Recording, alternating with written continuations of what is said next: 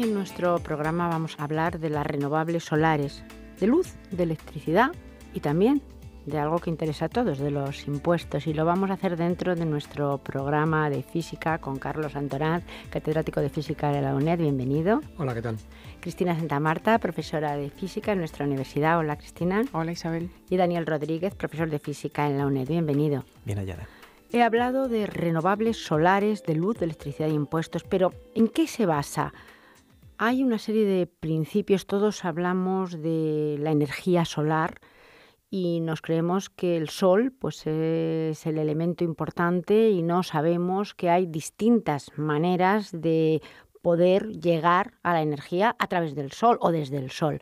¿Podemos empezar un poco explicando de una manera general antes de entrar en el tema? Sí, dentro del Sol existe lo que se llama la fusión termonuclear, que está confinada justamente por la gravedad dentro del Sol. Entonces está emitiendo radiación. Vemos la luz del Sol. Esa luz lleva asociada a ella misma una energía. Esa energía que nos llega es la que intentamos transformar. El problema está en transformarla. Transformarla para que nos sea útil. Transformarla en electricidad habitualmente, que es como lo utilizamos, enchufando los aparatos directamente a la red. Entonces, o bien utilizamos en longitudes de onda donde lo que tomamos es el calor directamente, que puede ser en infrarrojos, o en diferentes longitudes de onda que nos va a permitir saltos de electrones de unos niveles a otros para conseguir en la descarga de esa energía que ha recibido, saca esa energía. Básicamente solamente eso es la luz del Sol que llega a la Tierra y aprovecharla de la mejor manera posible. Problemas que tiene básicamente es que almacenarla es muy difícil y muy costoso. Entonces, ese es el problema habitualmente, almacenarla y transformarla, porque la tasa de transformación de la energía que recibimos a la energía que podemos sacar en el enchufe no es muy alta. Pero hay dos sistemas, de manera amplia, vamos a hablar primero, dos sistemas, los más importantes, o por lo menos dentro de ellos se pueden dividir, pero a mí me gustaría hablar de termoeléctricas solares y de fotovoltaicas, que son dos sistemas diferentes, ¿no? Efectivamente, los dos aprovechan la radiación solar, pero la fotovoltaica lo que hace es convertir directamente los fotones en electrones a través de un semiconductor y se genera directamente electricidad.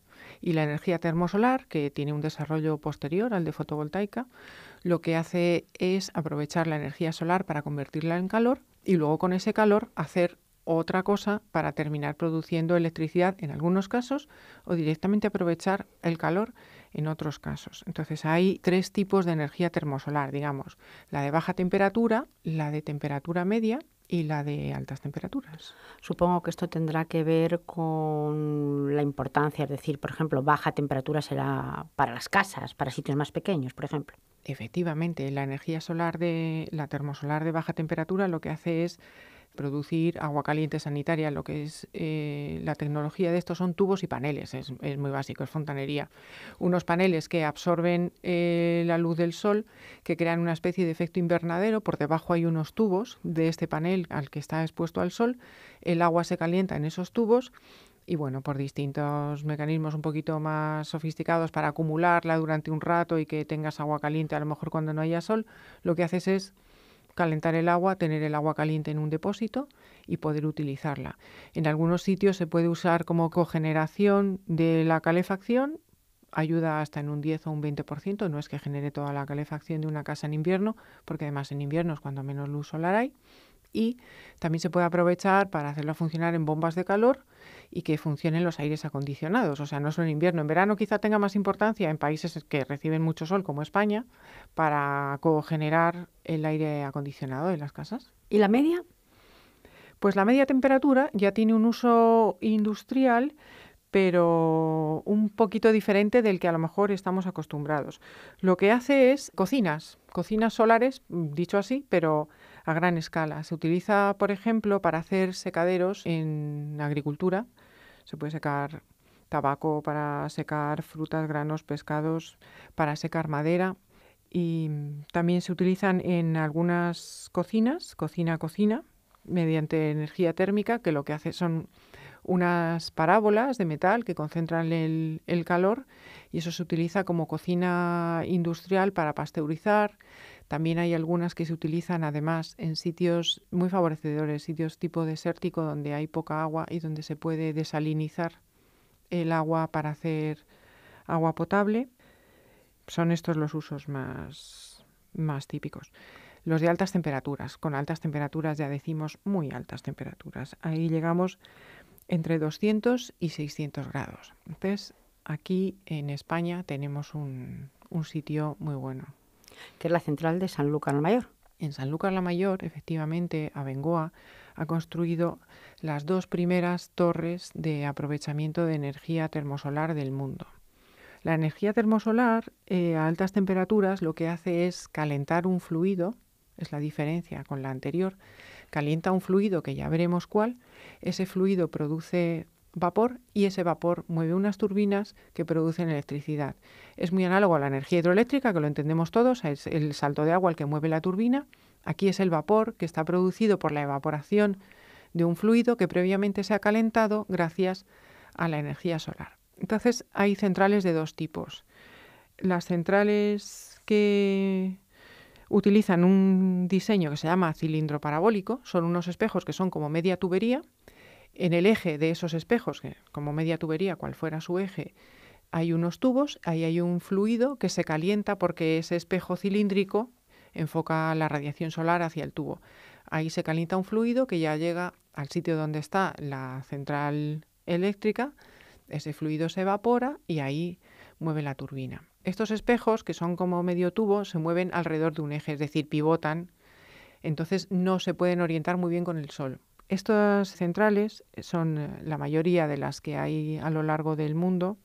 De hecho, hay unos 4 gigavatios de potencia instalada de termosolar, de los cuales 3.300 están en estas centrales cilindroparabólicas y solamente 500 y pico en las plantas de torre, que ahora comento un momento. Podríamos pensar que el sol y ya está. Sin embargo, detrás de todo esto estoy viendo que también hay una tecnología que tiene que desarrollarse y una tecnología que tiene quizá que abaratarse. Esto sería a lo mejor el objeto de otro programa, pero sí es importante saber que detrás de cada una de ellas hay una tecnología y una tecnología en avance y que unos países quizá apuesten más por una cosa que por la otra. Algo muy importante que quiero reseñar es que en España se ha construido la primera planta comercial de torre para aprovechar la energía termosolar y que en Sanlúcar la Mayor, Abengoa, tiene un centro en el que coexisten todas las formas de energía solar y que España y Estados Unidos son los 2 países que van a la cabeza de producción de energía termosolar y que aquí también se investiga en este tipo de tecnologías, con lo cual es un resultado muy esperanzador y muy prometedor para España. Luego, al final del programa también, claro, dedicaremos unos minutos para ver si esta apuesta es una apuesta real, si es una apuesta más o menos fuerte, pero la verdad es que parece que tenemos todos los ingredientes en nuestro país. Si pasamos de las termoeléctricas un momento a las fotovoltaicas, ¿qué podemos decir? Porque es una historia que empieza aproximadamente en 1960. Sí. Principios de los años 60, incluso finales de los 50, es cuando se empieza a desarrollar esta tecnología fotovoltaica, al menos desde el punto de vista tecnológico. En realidad, la fotovoltaica, los primeros en inventarla fueron las plantas, porque la fotosíntesis es una forma de aprovechar la energía que vienen los fotones del sol para producir saltos electrónicos que luego se aprovechan como electricidad. Así que, al final de cuentas, estamos mejorando lo que ya había en la naturaleza. Y por esta razón es una energía que nos llega doblemente del espacio. Por una parte es la energía del sol que está en el espacio y por otra parte es porque es una tecnología que se desarrolló para alimentar los sistemas electrónicos de los primeros satélites. Recordemos que es a finales de los años 50 o principios de los 60 cuando se lanzan los primeros satélites de observación de la Tierra, de los meteorológicos. ¿Cuáles serían sus bases físicas?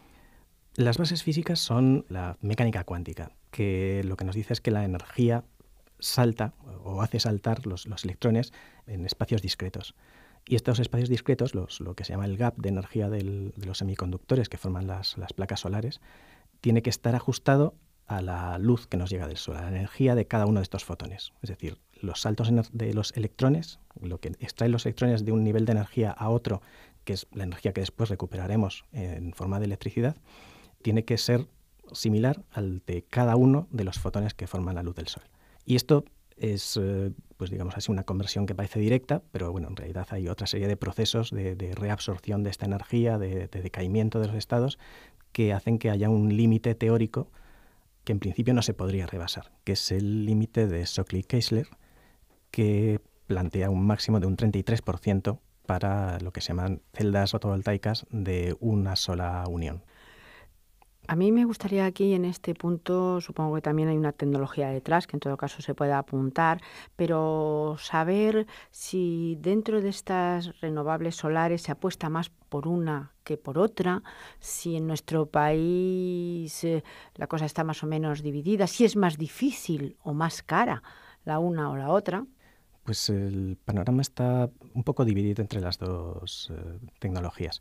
Por un lado, se requiere una tecnología más avanzada en la parte física, en la parte de materiales, que en la parte de fotovoltaicas, porque hay que desarrollar nuevos materiales. Por ejemplo, en la actualidad superen ya este límite teórico, haciendo uso de diferentes sucesiones, diferentes cascadas de materiales que aprovechan los fotones de diferentes longitudes de onda.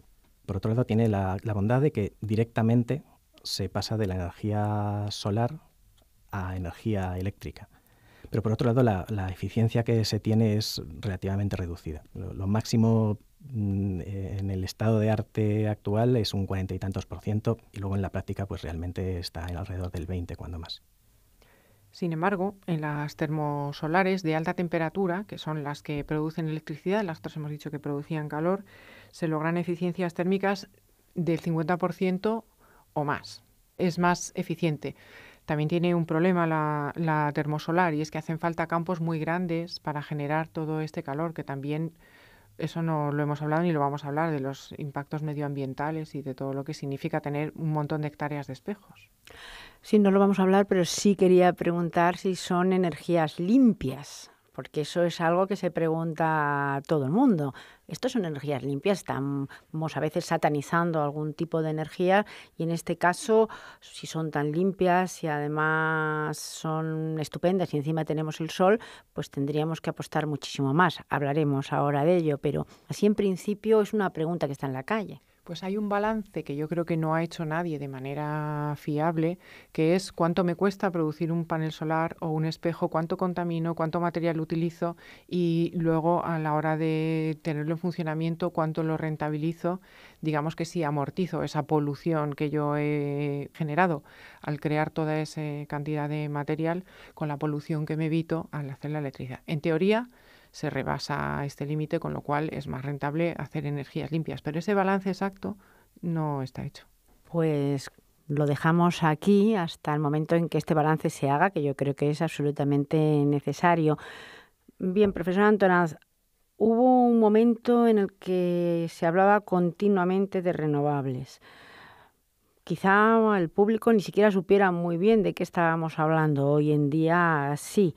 Sin embargo, parece que esa apuesta tan decidida en un momento, por lo menos en los medios de comunicación, por lo menos en cuanto a que la gente se enterara de lo que se hacía y también diciendo que en España, por ejemplo, la panacea era el sol, parece que se ha paralizado.